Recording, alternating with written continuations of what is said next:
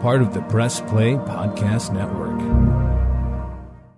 Look up in the sky, it's a bird, it's a plane, This is Jason J. Lewis, the voice of Superman on Justice League Action. This is Mark Wade, writer of Superman Birthright, and you're listening to the Krypton Report.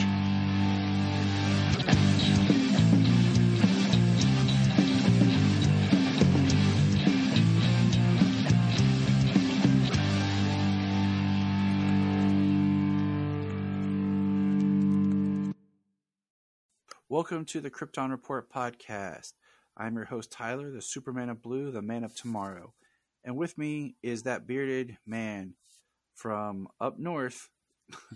He comes once a year. Oh. Yeah, they better watch out. The Superman of Red, Mr. James Cole. What's up, man? Hey, how's it going? It's good. And to our fun listeners. Thanks for the introduction. Oh, you're welcome. I'm just going to start writing them out when I'm bored. Just so I was like, okay, let me pull up an introduction for James today. All right, this one will work. I recently got back from a trip visiting Mr. James Cole, and that was a good time.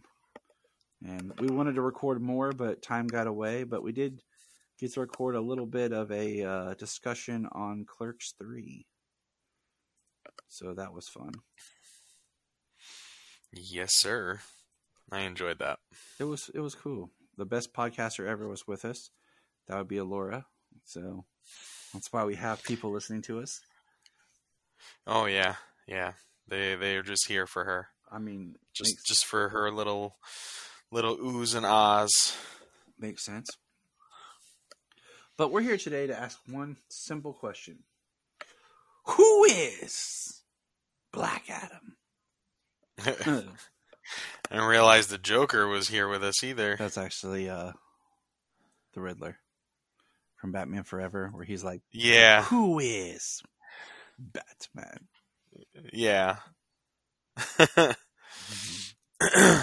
The voice sounded Joker-ish. Yeah, it does. I mean, but the line was definitely the Riddler's. Do you really think I could do some Jim Carrey? Like, my name's not Jim Carrey. Okay. And I mean, I know we grew up in the 90s where everybody thought they could do the best Jim Carrey impression. It was ridiculously annoying. Oh yeah, everybody did it. So I don't care who anyone who says, "Oh, I was really good." Us included. I don't care. Everybody did it. I don't care anybody who will tell me like, "Oh, I do a good Jim Carrey." I'm like, "No, you don't." I don't ever want to hear anyone ever do an impression of Jim Carrey. I don't even want to hear Jim Carrey do Jim Carrey. Okay. Same thing with Austin Powers. Okay. No, some things just need to die. That's evil, and evil dies tonight. Okay, I'm done. Let's move on. Oh my god. So, real quick on that. We didn't talk a whole lot about Halloween. I was listening to a podcast, and they were talking about how they did a Halloween fan film, and the guy who played Michael was a little bit heavier, and somebody commented on a photo of him as Michael Myers and said, "Evil diets tonight." I mean, it's messed up, but yeah, sure. I mean, he had good spirits about it. And so it made it even funnier. He said, "Haha!" Till the guy hears a knock at his door, and there he is, and just starts stabbing him. Right. Oh, that'd be pretty hilarious. I'm not gonna lie. So, but we got the Black Adam movie coming, and it's time to talk some Black Adam. And yeah, you ready? I'm ready. So I thought about talking about, we should have done a whole other episode just called like the Justice Society. But of course, I didn't think about it until it's too late, because that's a lot of planning to try to get the Justice Society. But I do have some notes, but we're going to do a history here. Hey, I need more desk space. Me too. I need more. It would help if mine was more organized. I need to find a way to mount my monitors and stuff. Okay. Who is Black Adam? Black Adam, or Teth Adam, or Theo Adam, is a character appearing in American comic books published by DC Comics. The character was created by Otto Bender and C.C. Beck and first appeared in the debut issue of Fawcett Comics, the Marvel Family comic book, in December of 1945. All right, so let's a little bit of history on Fawcett Comics. The canon version of Black Adam appeared only once during Fawcett's initial publication run of Captain Marvel comics. In Marvel Family number 1, Black Adam is an ancient Egyptian named Teth Adam, i.e. Mighty Human, who was chosen by the wizard Shazam to be his successor due to his presumed mortal purity. The story is reprinted in DC Shazam number 8 in 1973, which is the first appearance in Bronze Age. When Teth Adam says the magic words Shazam, he is transformed into Mighty Adam, a superpowered being possessing the same powers that Captain Marvel would later be granted. However, Mighty Adam is soon corrupted by the vastness of his power. Originally, the wizard Shazam granted Adam powers derived from ancient Greco-Roman deities, or deities, however you pronounce it. But later in the series, it was changed to Egyptian deities, which is a very interesting concept when we get into like the mythology, the gods and goddesses and stuff like that with magic. Deciding that he should rule the world, Mighty Adam overthrows and kills the pharaoh and assumes the Egyptian throne. Angered by his betrayal, Shazam renames his errant champion Black Adam, and unable to revoke the powers he gave Adam, banishes him to the distant star in the universe. Black Adam spends the next 5,000 years flying back to Earth. By the time he makes it back, in 1945, Shazam has appointed 3 new champions to take his place: Captain Marvel Jr., and Mary Marvel. Adam attempts to take over the world because the Marvels seek to console with Shazam, who tells them about Black Adam. Adam succeeds in gagging Billy and Freddy while they are talking to Shazam. He then ties them up, planning to kill them later. Uncle Marvel releases them while Mary battles Black Adam, enabling them to transform. Adam does battle with the trio known as the Marvel Family, but since all are equally invulnerable, the fight goes on without resolution. The non-powered Marvel Family member Uncle Marvel gets an idea from Shazam and tricks Adam into saying Shazam, or say it like Digimon Hansu, Shazam. Say it, my name. Reverting him to Teth Adam. 5,000 years of aging catches up with him in an instant when Captain Marvel knocks him out seconds after the transformation and he dies, becoming a skeleton. Black Adam wore a costume on was identical to Captain Marvel's except black instead of scarlet and capeless. Alright, so that's the Fawcett comic history of Blackie Adam. Blackie Adam. Yeah. Interesting what little bits have kept. It's pretty much, the same kind of origin that will get replayed over and over. Not much has really changed from that. Not entirely too much, And we'll get there. And we'll get into that more. But as we talked about this episode, you were going to read some Black Adam comics. Did you get a chance to? Yes. I read a couple of them. Unfortunately, I didn't get to read, which I only just recently, like as of today, found out that a good run of his that kind of started his anti-hero traits came out of the 52 series. Yeah. So I heard that's a really good one. Like I said, I just found that one out today. So I actually haven't had a chance to get into that one because I was reading some other ones. And, part of what I was reading is for is the current stuff that the Justice Society Secret Files comics as well, leading up to the movie. Nice. So,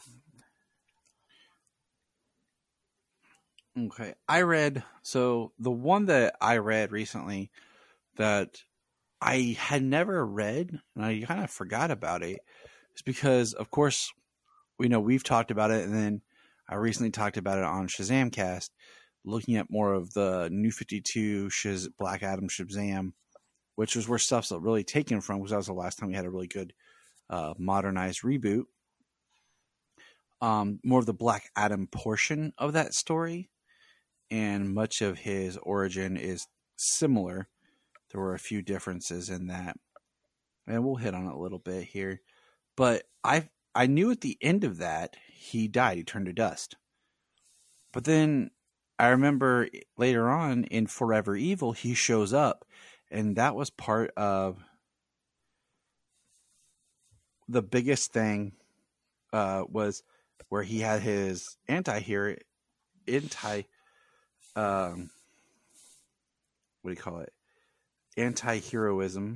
is he was, because all the heroes were gone in Forever Evil, and Black Adam kind of, took over. But I was like, wait, he was dead.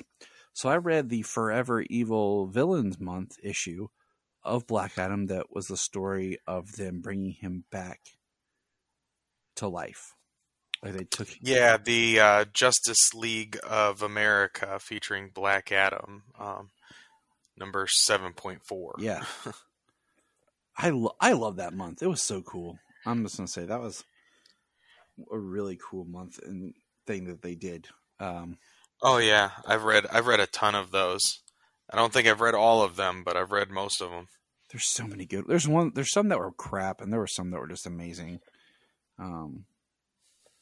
And the Black Adam one was one of them. But let's get back into a little bit more history here with the character. Now, as we do, James, what's your history with the character? When did Black Adam first come on your radar? So I would probably have to say that, I know I've seen him in a cartoon, like when I was real little. And I'm thinking that was, the Super Friends cartoon, but I'm not sure if that was the case or not. Yes. It might have been. So Black Adam appeared in Shazam, portion of the Kid Superpower Hour with Shazam episode Black Adam Returns. Let's see. The character was briefly mentioned as his alter ego Teth Adam during a flashback in Justice League Unlimited. Black Adam appears in Batman the Brave and the Bold episode The Power of Shazam, voiced by John DiMaggio. He appears in Young Justice episode Revelation. He's seen as the Injustice League. Black Adam appears in Justice League Action episode Shazam Slam, which is more modern but is an awesome episode the kids and I rechecked out. Let's see. He's in the Lego Shazam movie, which me and the kids want to rewatch soon. Superman Shazam, The Return of Black Adam, which is probably the most prominent thing he's been featured in. The Super Pets post-credit scene. The Injustice video game. But yeah, that old cartoon. Okay, so yeah, it had to have been. Yeah, it was the Kid Superpower Hour, the Shazam ISIS Hour. So yeah, it's very interesting how. And that was just some kind of rerun. Mm-hmm. So I've known about Black Adam for like a really long time. And it's just in passing because he's like the antithesis of Shazam, who was always Captain Marvel. So it's so interesting because in one way he is the opposite, but then at the same time you have something like Sabak that's the evil version or the opposite. You know what I'm saying? It's like two ways of looking at what is opposite.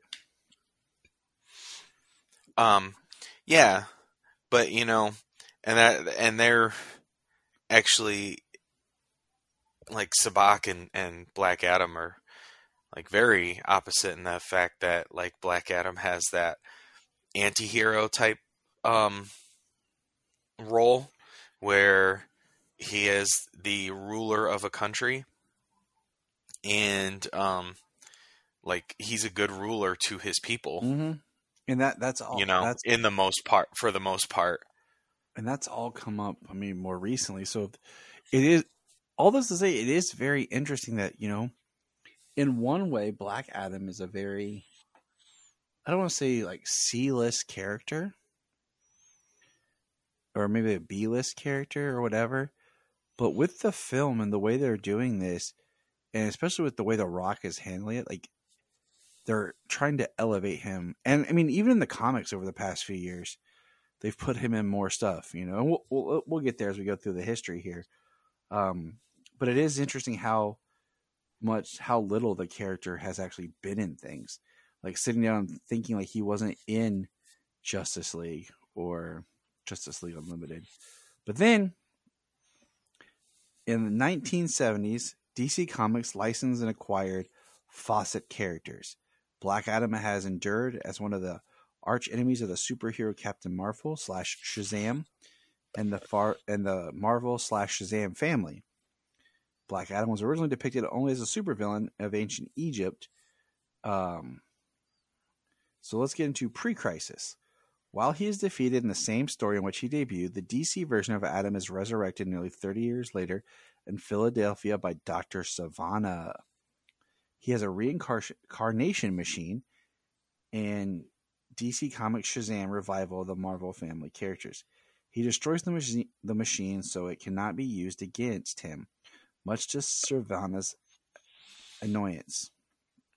According to Shazam number 28, Black Adam's first Bronze Age appearance, but second actual appearance after Marvel Family 1, Black Adam gets his powers from Su, which is for stamina, Hershey, strength, Amon, power, Zeti,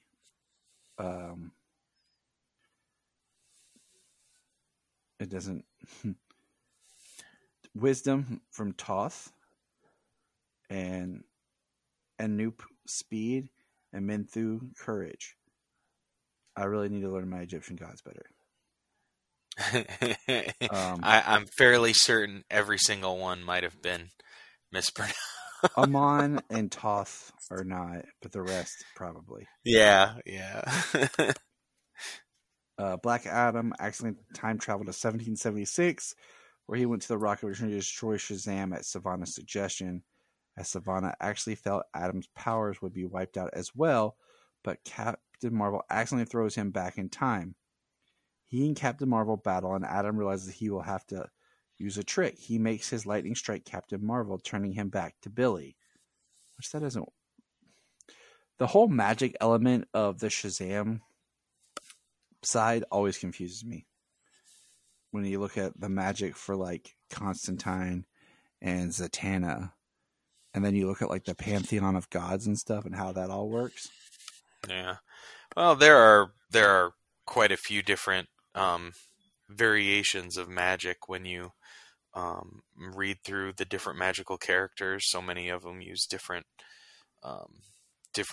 ways of using magic. But yeah, the wizard magic that grants them their god powers is, I mean, it can do almost anything. Feels like it, right? Right. So, like, they don't even have to, they can call down their lightning and, put somebody in the way. And in this case, change them, or in other cases, get them struck by giant bolts of lightning. It's like how you have to say it with intent. Shazam to transform, and then Shazam to call down the lightning. It's weird, but it's what it is, right? Yeah, sir. So, continuing forward here.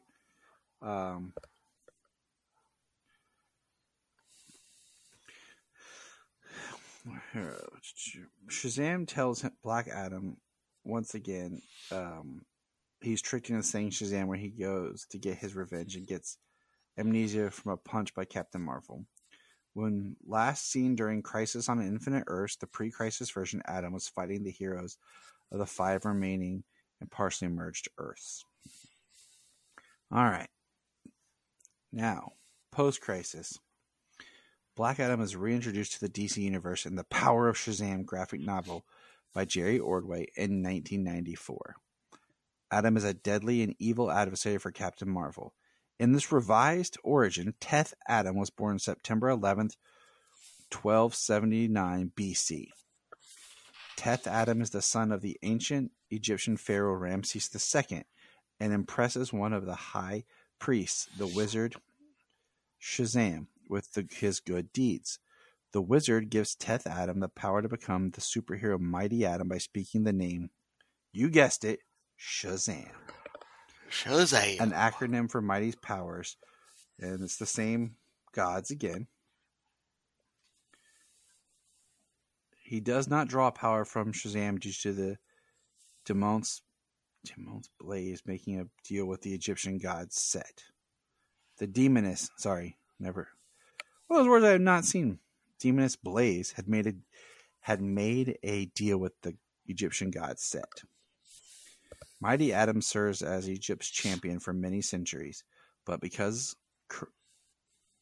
I can't talk, I'm done. Peace.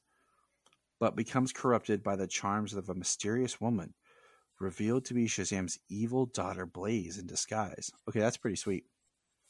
The bewitched Adam is convinced that he and his mistress should rule Egypt, so he kills the pharaoh and appoints himself ruler. Shazam learns of this and strips Adam of his powers, encasing them in a mystical scarab necklace. Adam's depowered body rapidly experiences the aging process that the magic had staved off. Man, I can't talk. Why aren't you reading? And the former hero withers away in a dry cadaver in seconds. Shazam buries both the body and the scarab in a tomb of Ramses II, where he plans for it to remain for all eternity. In death, the former hero is referred to as Kim Adam, or Black Adam. Disillusioned by what he perceived as Adam's betrayal, Shazam waits several millennia before appointing a second champion. During the late 20th century, an unscrupulous archaeologist aide named Theo Adam finds himself assigned to the Malcolm expedition financed by Savannah.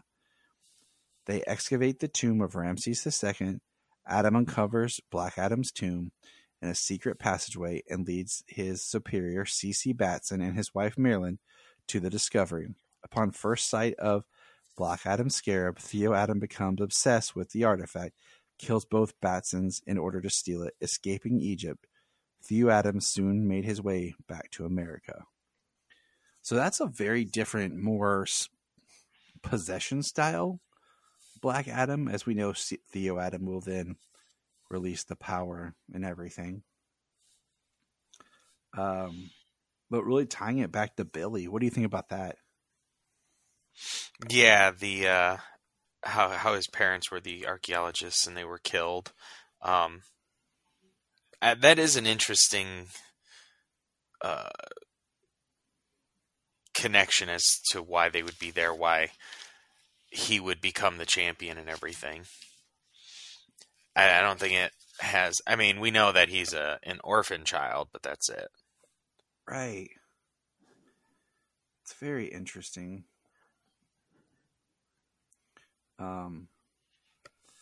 Also, just like, I mean, it's his parents, but it's still kind of a distant connection to the character of Black Adam, as it is.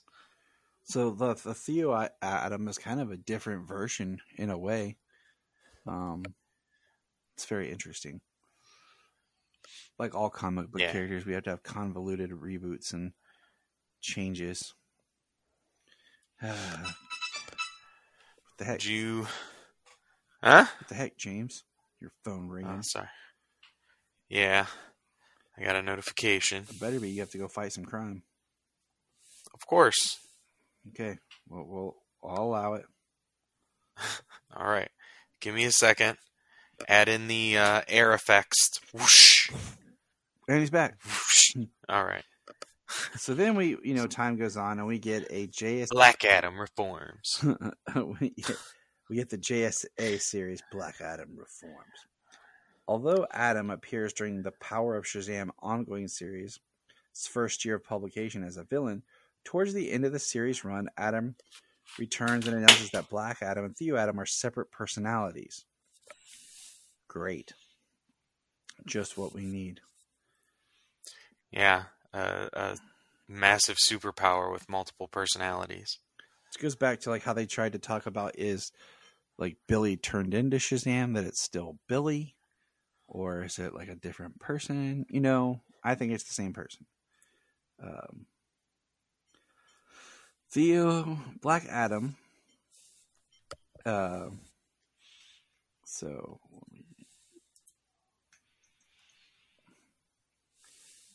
let's see here. Black Adam stands trial again for the murders of the Batsons and is acquitted when it is revealed that his fingerprints do not match those of Theo Adam. Take it away, James. The reformed Black Adam is still vulnerable to his murderous host's influence, and he attacks the Justice Society of America under Theo Adam's control in JSA 6, 1999. In subsequent issues, Adam joins supervillain Johnny Sorrow's Injustice Society after Sorrow removes a malignant tumor from Adam's brain, which I thought was interesting. It is interesting. He has the powers of a god, but he still has a tumor, because he doesn't necessarily turn back into his human form. Yeah, he just stays powered up. Yeah. He is sent to battle Wildcat and easily defeats him, showing how easily he could kill him by taking him to about 25,000 feet above the ground, just high enough for them to talk, while unable to go any higher without the human Wildcat freezing or suffocating, explaining the different ways he could kill him and asking what he will give for his life. Black Adam helps the JSA battle the Sin Eater, a Thanagarian demon claiming to be free of Theo's influence. Once again, a repentant Black Adam requests membership into the Justice Society and is granted a probationary membership in JSA of JSA number 21. So that tells you right there why and how we start to have more of this history with the Justice Society, and why they play a larger role in the overarching character that is Black Adam. Which is, really cool that they are going to play an important role in the movie. Which makes sense, it's like he's the central character, but then you have this team that he has a history of that you can help build up to just bring history with and opposed, apparently. And, because we'll get there, but I liked reading about how Black Adam and Atom Smasher were actually friends. Like, they have a history of a friendship.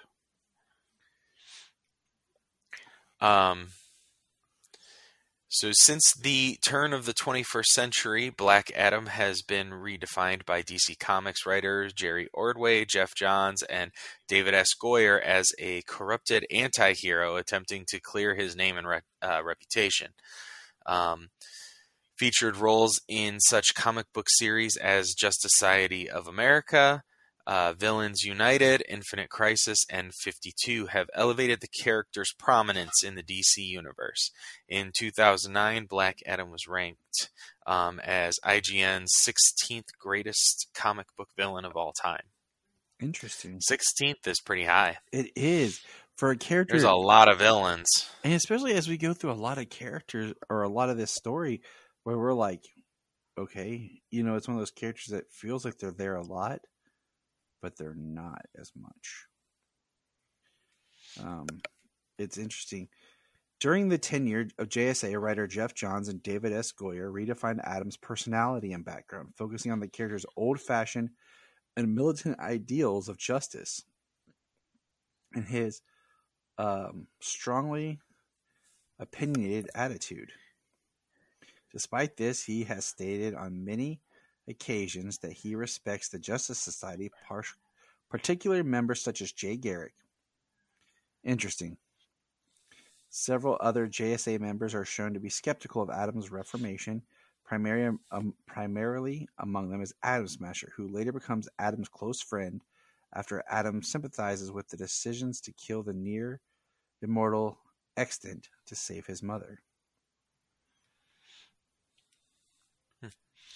Well, that's interesting. Yeah, that's well. Yeah, right.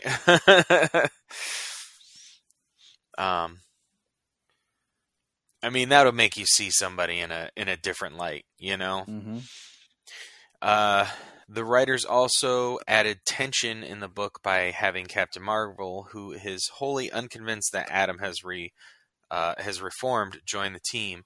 One JSA story arc, issues 39 through 40, feature Marvel, Hawkgirl, and Mr. Terrific venturing back in time to ancient Egypt, where they meet Mighty Atom before his corruption. During this visit, Mighty Atom is grateful to meet Captain Marvel, as Marvel's presence demonstrates that his legacy will survive him even with his children gone. When Marvel transforms back into Billy Batson, Adam expresses admiration for the young man's ability to handle the power of Shazam at such a young age, something he doubts he could have achieved himself. After returning to the present, Marvel notes that he has a better understanding of Adam's motives now after learning about the loss of Adam's family.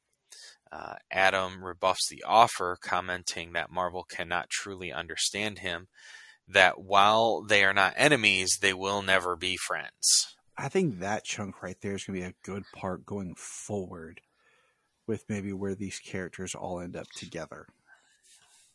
Yeah, that seems like a way that you could definitely keep Black Adam as the anti-hero and still cross paths and butt heads with Captain Marvel.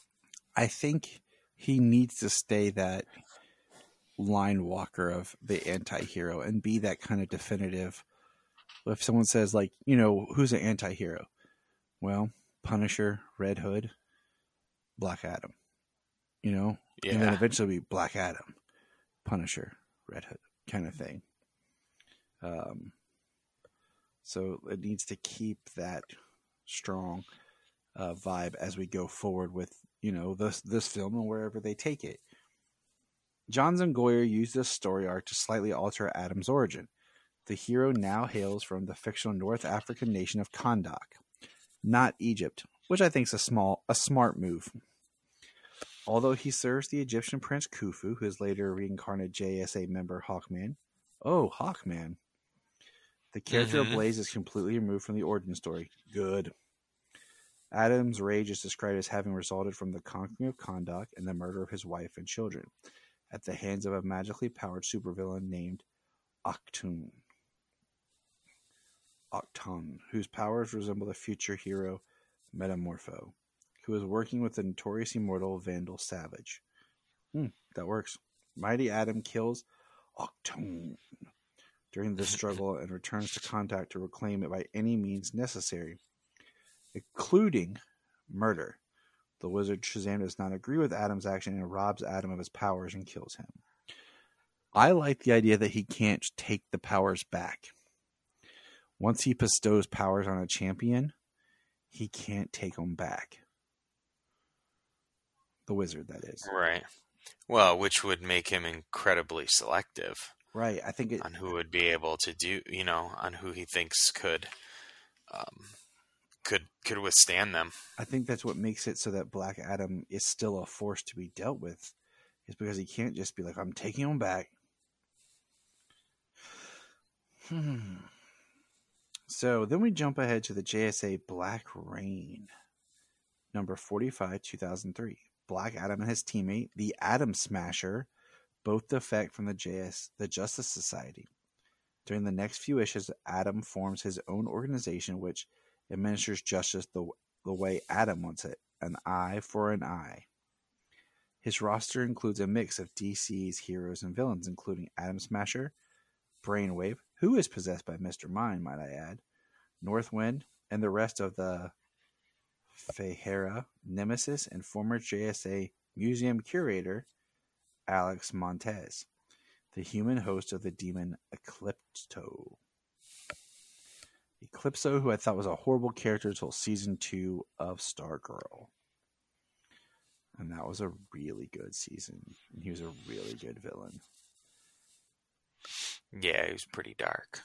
Adam's Collective executes Cobra, a villain who has been acquitted by the legal system. When the JSA could have spared them his escape and the hassle of a trial simply by killing him when he was first captured, Adam then turns his attentions to his old homeland of Kondak, now ruled by a militant dictator whose actions had long been ignored by the United Nations. Late in 2003 began the publication of the JSA Hawkman crossover story arc titled Black Rain, written by Jeff Johns alone, which features Adam and his militia hostile taking over Kondak.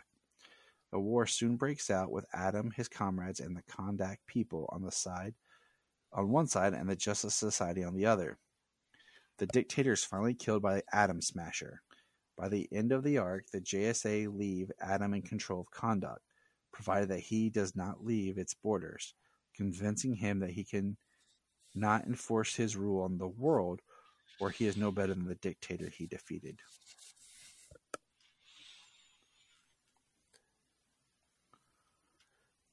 James, your turn.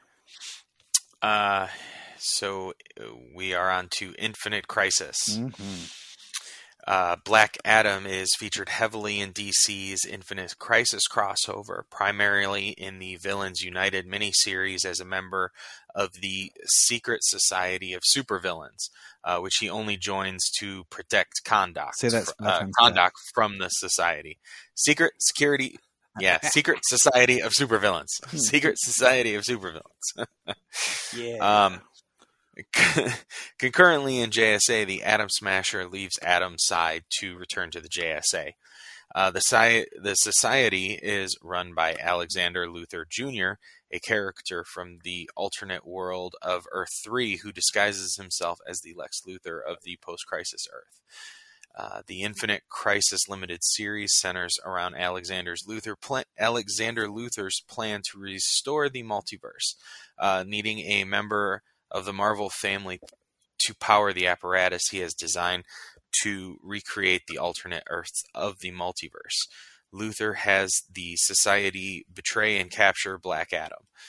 With the help of mind-controlling powers of the Psycho Pirate, Luthor is able to control Adam and have him call down the Shazam magic lightning bolt to fuel the apparatus. The Spectre's rampage during the Day of Vengeance storyline has reverted all magic in the DC universe to a raw, chaotic structure, and the death of the wizard Shazam has transformed him into a tether that can be used to harness magic, allowing Alexander to use any member of the Marvel family to power his equipment if the wizard's name is spoken. By the end of the mini-series, Black Adam is freed by Superboy and Nightwing. Adam quickly kills Psycho Pirate, and following a failed attempt to defeat Superboy Prime, which reveals that, magic does not affect Superboy Prime, as Adam's blows allegedly only tickled. He is transported to Earth 5 when he is punched too far from the tower by Superboy Prime. He joins the heroes, although he is generally regarded as being on his own side by the other combatants, in the Battle of Metropolis, destroying Amazo shortly after his arrival. It's a lot. 52. That's interesting. Infinite Crisis is something I'm trying to get around to reading. So that's actually pretty cool that Black Adam has a larger role to play. It is. I'm right there with you. 52. Black Adam appears as a featured character in DC's weekly comic book series 52. Depicted as the violent protector of the nation of Kahndaq, Adam kills several supervillains in public and on television to demonstrate his views. As a result, he is distrusted by the superhuman community. In 52, DC introduces Adriana Tomas, the most beautiful slave from Egypt, offered to Adam by Intergang as a token to curry his favor, along with $2 million in African gold. Black Adam sends Intergang a message by killing Noose, by tearing off his face apart and sending the rest of the Intergang members home, leaving Adrian behind. That's how you do it, son. During week 10, he creates an international metahuman coalition. It's not, coalition naming can be tricky. Against the perceived metahuman supremacy of the United States, he gets members of the Great 10 of China and Russia's Rocket Reds, among others, to join the coalition. Adriana begins to console him and stays as a refugee. She makes him a ruler who shows more mercy and performs charitable acts. This is important stuff, people. In week 12 of the series, Adam gains a magical amulet hiding on the scarab in which Shazam imprisoned him. With the help from Captain Marvel, who first thinks Adam is trying to attack him, he transforms Adrian into the superheroine of ISIS. Okay. ISIS. Now, pause. Some notes here. Let's see where to go. Isis is a DC comic superhero, as well as a separate Egyptian goddess, also living in the DC universe. The superhero character is mostly modeled closely after the main character from The Secrets of Isis, a live-action American Saturday morning television program starring Joanne Cameron that served as the second half of the Shazam Isis Hour. The television character appeared in several late 1970s DC Comics publications. A subsequent incarnation of the character was introduced in the DC Universe in 2006 as a female counterpart to the character Black Adam. A part of the Shazam family of characters, the Egyptian goddess character has been depicted within the Wonder Woman comic books. Live-action programs introduced the character inspired by ISIS beginning in 2000s. The 2001 Smallville, ISIS, episode of Smallville has Lois Lane being possessed by an amulet, which she is taking over. We'll get there. And while Erica Serra portrayed an Egyptologist named Adrian Tomas. Arrowverse Legends of Tomorrow introduced a new version of the character named Zari Tomas, portrayed by Talia Ash. This version was portrayed as a wisecracking hacker from the future with wind powers derived from an amulet and had no superhero code name because ISIS became something dirty to say thanks to people in the Middle East and terrorism. Zari is a series regular starring from the season 3 episode Zari. After the 4th season, another version of Zari arrived, blah, blah, blah, blah, blah. That part sucked. The character is set to make her cinematic debut portrayed by Sarah Shahi in the film Black Adam. Dum, dum, dum. Now, James, while we're here, let's just go ahead real quick. They mentioned Smallville. Did you watch the ISIS episode of Smallville? Oh, yeah. Oh, excuse me. He got a little Yes. a little too excited when I asked you that. Yeah, it took the wind right out of me. Oh, but so I watched it too, just to kind of brush up a little bit because we knew that ISIS was going to make some sort of appearance in Black Adam, and it was fun because in that episode there is the museum has a plate that reads "Dagger of Teth Adam," and this is of course season 10, episode 5 of Smallville, and ISIS, it's more of the goddess Isis is possessing Lois Lane as she searches for her long-lost husband, Osiris. And it's all about love and, all this. And eventually Clark uses his heat vision to heat the amulet, and it releases Isis from possessing Lois. Not a whole lot there. It had been a while since I watched it, but any excuse to watch the episode of Smallville is worth it. Oh yeah, I mean, I was watching the episode and I was like, you pick this one episode out to watch, and it's for the ISIS storyline, and of course, just the Easter egg of the Teth Adam dagger. But you watch it and it makes you think back to like Smallville being some of the first season spanning story arcs being told, not episodic. So, there's a lot in there.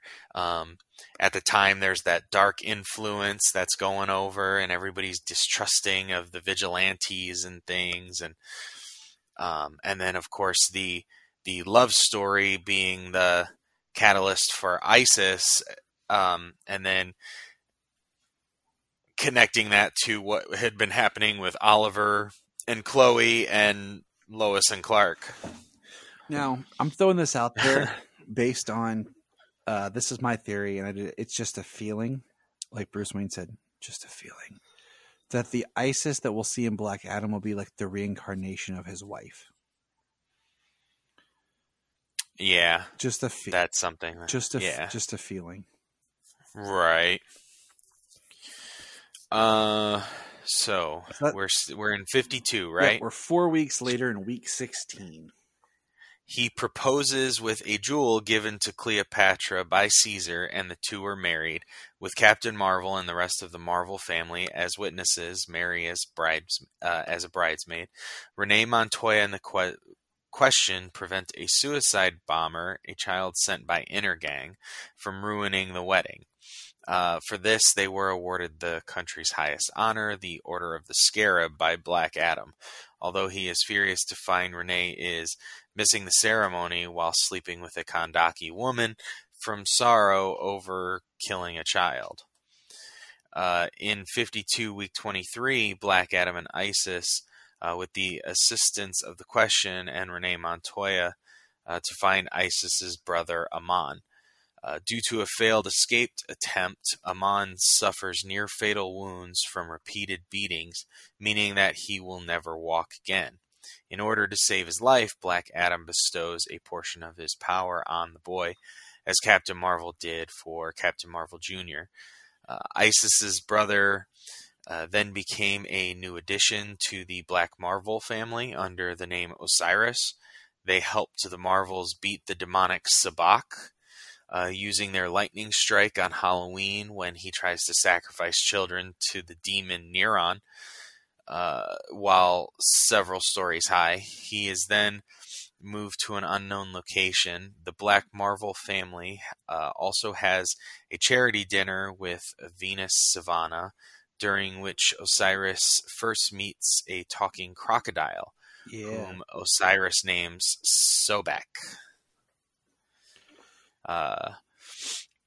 Osiris is... It's pretty heavy. Yeah, right? Osiris is accepted into the Teen Titans upon returning from a mission. He and the rest of the Black Marvel family are attacked by the Suicide Squad.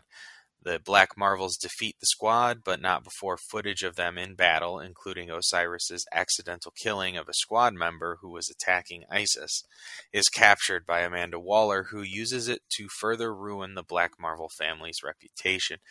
Meanwhile, Kahndaq has struck by a number of natural disasters which seem to have a supernatural origin.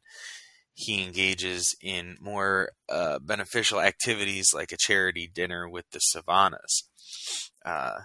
Racked over guilt, the death of the Persuader, Osiris ventures to the Rock of Eternity and pleads with Captain Marvel to have his powers removed, as he fears Black Adam's influence and those of his gods has tainted him with evil. Black Adam arrives, and the two battle until subdued by Isis and the Marvels. Osiris relents, seemingly accepting that he has repented enough for the Persuader's death, and accompanies the Black Marvel family back home. However, when Osiris and his friend Sobek, the talking crocodile, are alone, he admits that he was only putting up a front to appease those around him, and that he could never forgive himself for killing anyone, as Black Adam has. Sobek advises Osiris that he should say Black Adam's name and rid himself of the powers he has come to hate. Osiris does so, only to be betrayed and brutally devoured by Sobek while in his mortal form. Man, his crocodile ate him. Dude, there is so much in this, like Jeff Johns, Goyer, JSA run. Like this, I feel like this is the meat of Black Adam. And now this is in 2007, okay? 2000, like, give or take, right? Okay? Yeah. This is, we'll say, we've said 2003. If you remember, The Rock was first cast when they were working on a different Black Adam project in 2007. And it was in the early stages of a different Black Adam film that I think it was going to be produced by Michael Uslan when they were doing Shazam. It was a different project, okay? And then he was re-announced back in like 2014 when they were really starting to crank things out. It's just kind of interesting where the character was in the comics at that time. You could see where that was a rising character. Right. And I mean, there's a lot of good story to mine here. Well, yeah, I'm definitely gonna have to check out this JSA run. Yep, me too. I've heard good things. I've heard good things, so it's been something I wanted to. The hardest part about those runs, and I've talked about this a little bit, is like when we talked about the Superboy part, is they're so deep in mythology of like past events, and there's so many characters that are often around and involved that it's very easy to just kind of get caught up with what's going on. Trying to read every tie-in and stuff. Mm-hmm. Isis and Adam confront Sobek after finding Osiris's body, who reveals that he is Famine, the fourth horseman of the apocalypse. That's neat. Yeah, not of the apocalypse, of apocalypse. One of four creatures created by Intergang to attack Black Adam. Adam swiftly disposes of Sobek by hyper-elongating his jaws and does battle with the other three horsemen, one of them. Pestilence infects Isis with a deadly disease before Adam kills him and his partner War. A gravely ill Isis saves Adam from death using her powers to send death into the sky with a geyser of lava, and tells Adam with her dying breath that she was wrong to try to change his views on justice, and that he should avenge both her and Osiris. Wow. And yeah, that's just perpetuating. Then we get the storyline of World War III, which is a lot of heavy. It's the funeral for his family, then Adam attacks neighborhood intergang associated nation of Bialya. Basically, Adam fights everybody, okay? And he has... yeah, I mean, it'd be interesting if Black Adam starts World War III in the DCEU. I mean, it would. Basically, he starts fighting everyone. It's referred to as World War III, as he's pitting nations against each other. And towards the end, Captain Marvel gathers with a group of mystics, including Zatanna and the Phantom Stranger, to work a spell which would allow him to use his powers to transform Black Adam back to his human form instead of himself. Green Lantern, Alan Scott, and Power Girl restrain Black Adam as they dragged him into the lightning's path, but the resulting blast tears him from their hands. Teth Adam, once again human, escaped with the aid of Atom Smasher, who carried him to a safety after saving him from his fall. After Adam was depowered, Marvel also changed Adam's magic word with his abilities as the new guardian of the Rock of Eternity, keeping it secret to prevent him from ever regaining his powers. Left mortal, Adam wandered the Middle East, attempting to guess the word that would restore his power. I mean, that's right there, like, could be worked into, like, this whole arc right here could be worked into some sort of Black Adam animated film. If we're going to milk this for, you know what I'm saying, and elevate Black Adam, let's do it. You know? Right. Countdown to Black Adam, the Dark Age. This is the quest. It's 6 issues between the events of 52 and Countdown was depicted, published in late 07 to early 08. Sometime after his defeat in World War III, Adam gathers a small band of Kahndaq men who still remain loyal to Adam and sneak to a heavily guarded, war-torn Kahndaq in disguise. Having his minions beat mercilessly to alter his appearance to retrieve the bones of Isis. The men kill the guards at the tomb and get Isis' remain. Realizing that Isis is powerful enough to free him from the tower, Faust agrees to help Adam locate the pieces of the amulet. He enacts a spell that allows Teth Adam to transform into Black Adam by drawing from the residual magic remaining in Isis' bones. With Adam using her name as a magic word, however, Faust warns Adam to use his powers only when absolutely necessary, lest Adam drains all of Isis' remaining powers to make her restoration impossible. Despite these challenges, Adam is able to retrieve all of the pieces of the amulet. Adam Smasher meets with Adam in secret to give him Isis' ring finger, though he keeps the ring to himself. Final Crisis. Use your power sparingly, like the Green Ranger had to. Black Adam is featured in Final Crisis 5, assisting a small group of Earth's heroes, many of whom he fought before in battle against Darkseid's forces. Black Adam battles Mary Marvel and perceives a leering old man inside of her. He attempts to kill her, but is stopped by Talking Tawny and Shazam, Freddie Freeman. Adam is subdued by enemy forces. And that's the last Black Adam story before the New 52. And, wow. And so New 52 we've talked about before, his origin. Just go back and listen to a previous podcast. We talked about the Forever Evil storyline. We'll jump there. Where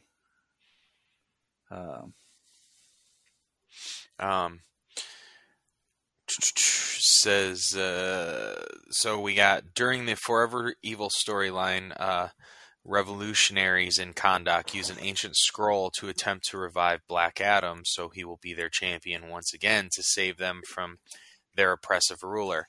A man named Amon begins to read the ancient spell, but before he can complete it, the military attacks them. Amon, injured, makes his sister Adriana complete the spell, which revives Black Adam.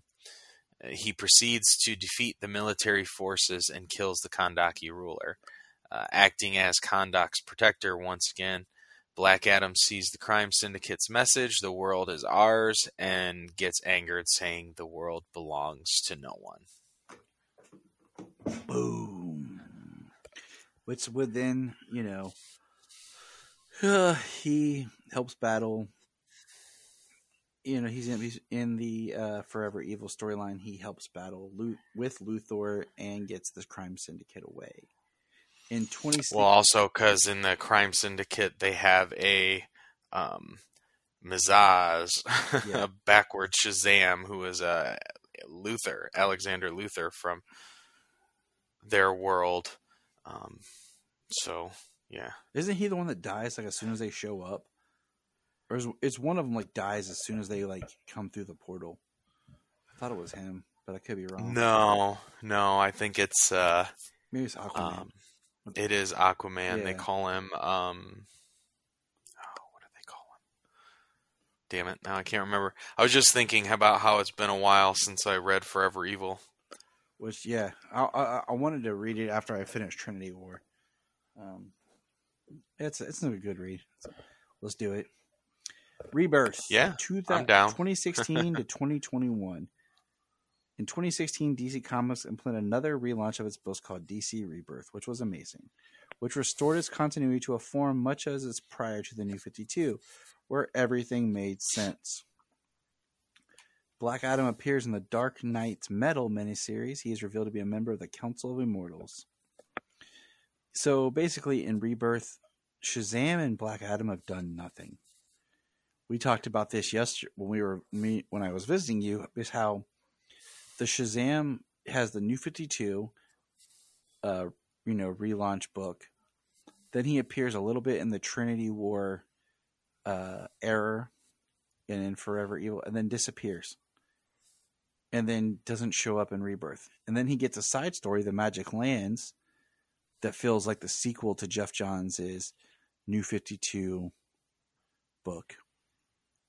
Mm-hmm. And then they just did a short, 4 or 6 issue miniseries, and that's really been it for Shazam. And it's been so much disconnected from continuity, and Black Adam's is more involved than Shazam is, because in Infinite Frontier, Black Adam joins the Justice League, and that's where he is right now. And then he was part of the Endless Winter storyline. Yeah, he was. And currently he has a 12-issue limited series that's coming out. I think he's supposed to have a Black Label book. I gotta verify that real quick, but and then he's got the Black Adam, the Justice Society Files tie-in comics for the movie.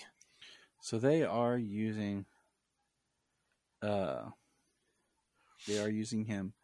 So now, well, what's really interesting, I mean, I don't know if you want to, I can talk a little bit of spoilers about the comics. Not a whole lot of detail, but just like where those bikes might have come from. Sure. That we've seen in the trailers and stuff. So, I mean, if you're not interested in hearing that, skip ahead about a minute or so. But so Inner Gang plays a big part in the lead up comic book, and it seems like they are the ones riding those flying bikes that we've seen so many times in the trailer.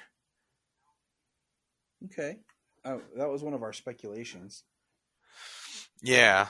So it's that. Well, at least seems to be confirmed now. That's good. That's good, and probably it's Inner Gang that tries to bring Sabak, I'm going to guess.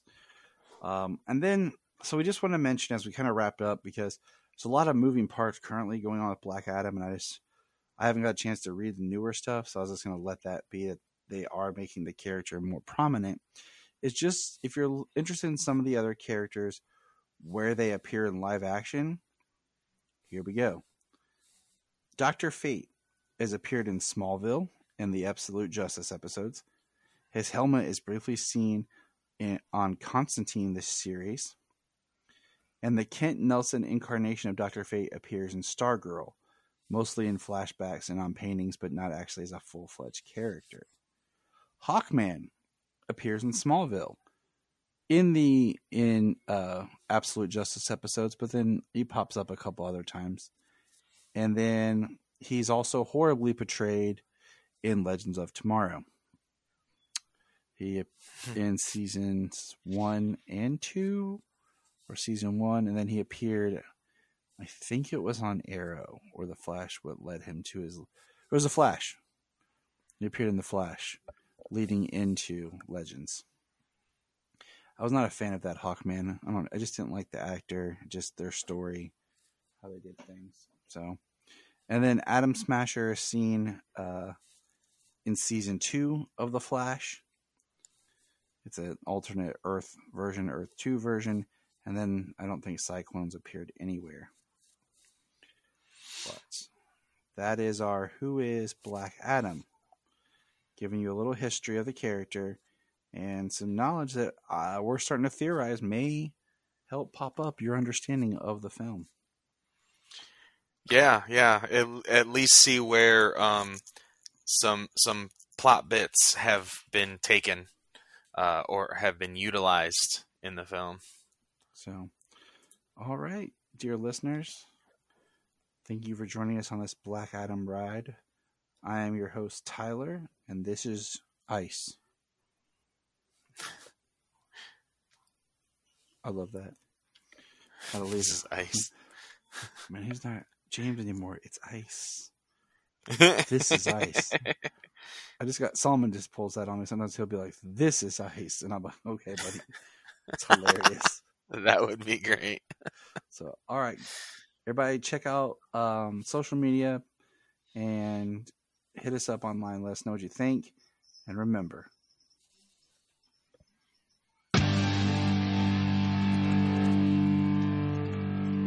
Look up in the sky. Yes, it's Miss Sailor. We just want to say, if you've enjoyed this podcast, please check out other podcasts on the Press Play Podcast Network. Remember to check out Krypton Report on all social media platforms. Go to linktree.com/Krypton Report. You find all of our information right there. $1 a month, you'll get extra special content that you don't get on the main show, like movie commentaries and whatever else comes out of our mouths. So check it out, patreon.com/Krypton Report.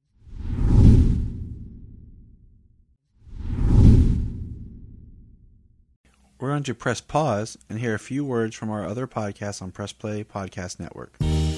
Hello, Brooks here with the Books with Brooks monthly book club podcast. Here's how Books with Brooks works. We read one book a month and then we talk about it. Classics like Stephen King's The Shining, debut novels like We Are the Brennans by Tracy Lang, and tons of other compelling, life-changing stories, one book and 1 month at a time. So come read along with us and then listen in. If you are like Tyler and James and can't get enough super talk, check out these other podcasts. Digging for Kryptonite, Supergirl Radio, The Last Sons of Krypton, the Superboy Legacy Podcast, All-Star Superfans, Superman the Animated Podcast, The Aspiring Kryptonians, Always Hold On to Smallville, Caped Wonder, The Geek of Steel, and Truth, Justice, and Hope Podcast. This is Dan Jurgens, and if you want to have a good time, keep listening to the Krypton Report.